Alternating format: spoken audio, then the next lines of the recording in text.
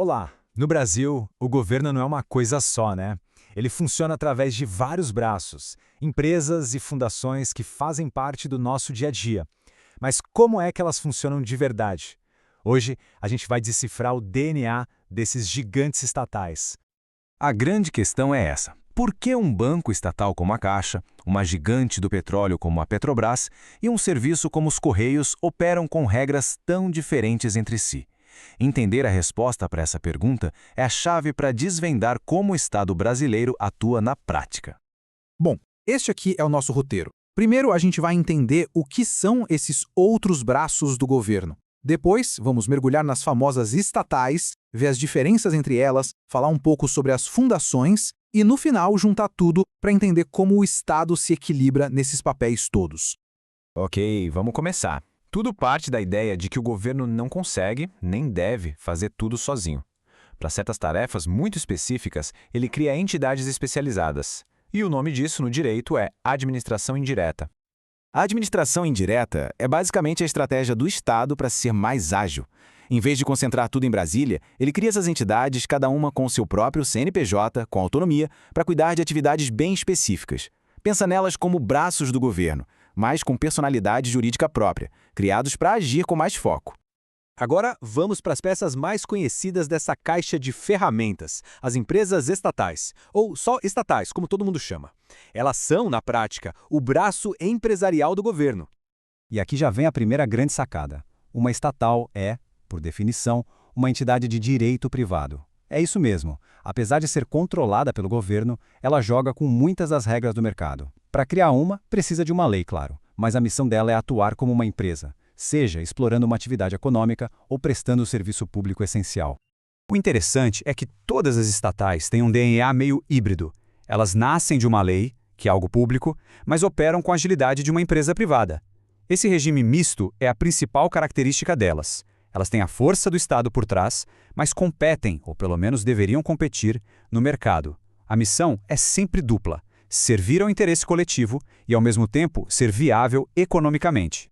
Mas por que o Estado resolve entrar nesse jogo de ser empresário? A Constituição Federal é bem clara sobre isso. A intervenção direta na economia só pode acontecer em duas situações: ou por imperativos de segurança nacional, ou quando existe um relevante interesse coletivo em jogo.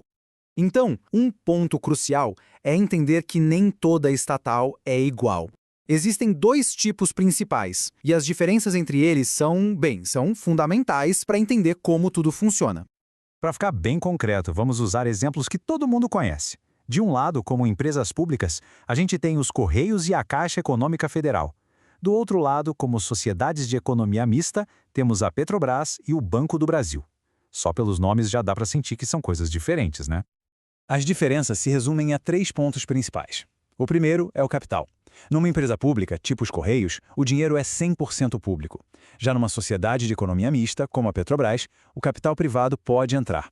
O segundo é a forma jurídica. A sociedade de economia mista tem que ser uma sociedade anônima, uma SA. E o terceiro, que é uma curiosidade importante, é a competência da justiça. Um processo contra a Caixa vai para a Justiça Federal, já contra o Banco do Brasil para a Justiça Estadual. São detalhes que mudam tudo. Vamos focar na empresa pública. O que a define é muito simples. Cada centavo do capital dela é público. Esse dinheiro pode vir da União, dos estados, dos municípios, mas a porta está sempre fechada para o investimento privado. O controle do Estado é total. Agora, na sociedade de economia mista, o cenário muda completamente. Aqui, o capital privado é bem-vindo, tanto que as ações podem ser negociadas na Bolsa de Valores. Só que tem uma regra de ouro: o poder público precisa ter a maioria das ações com direito a voto. É assim que o controle do Estado fica garantido, mesmo tendo sócios privados.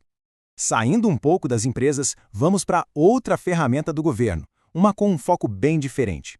Aqui não se fala em negócio, mas sim em propósito social. As fundações públicas têm uma lógica bem particular.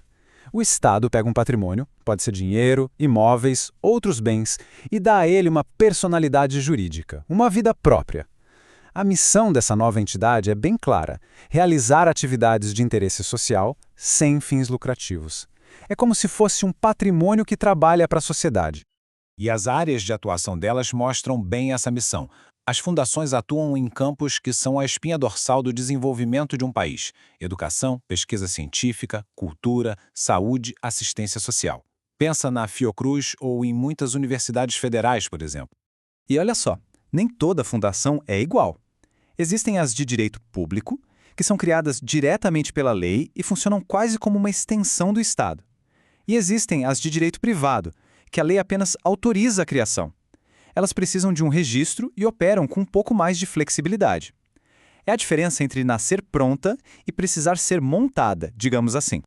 Certo. Agora vamos conectar tudo isso com o mundo real. A gente vai ver algumas regras que todas essas entidades precisam seguir. Porque, no fim das contas, é aqui que a teoria encontra a prática. E a gente entende por que essas estruturas importam.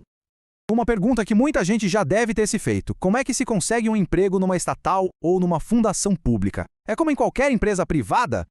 A resposta é um meio termo interessante. A porta de entrada é sempre pública, tem que passar em concurso, não tem jeito. Mas, depois de entrar, o contrato de trabalho é privado. O regime é o da CLT, a Consolidação das Leis do Trabalho, o mesmo de qualquer empresa. Isso cria a figura do empregado público, que tem a estabilidade do concurso na entrada, mas as regras da CLT no dia a dia.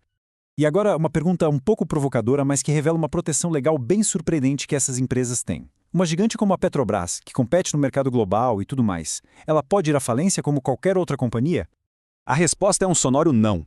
A lei brasileira diz com todas as letras que as empresas públicas e as sociedades de economia mista não estão sujeitas ao regime de falência. Isso é uma diferença brutal em relação às empresas puramente privadas e mostra bem o status especial que elas têm no nosso ordenamento jurídico. Para fechar, vamos juntar todas essas peças e olhar para o quadro completo. O que tudo isso nos diz sobre o papel do Estado na economia e na sociedade? No fim das contas, todas essas estruturas e regras apontam para uma tensão que está sempre ali, presente. Como é que se equilibra a missão pública, o interesse coletivo, com a eficiência que se espera do setor privado? Achar resposta para essa pergunta não é só um desafio técnico ou jurídico, é o grande teste diário para essas gigantes que ajudam a moldar o Brasil.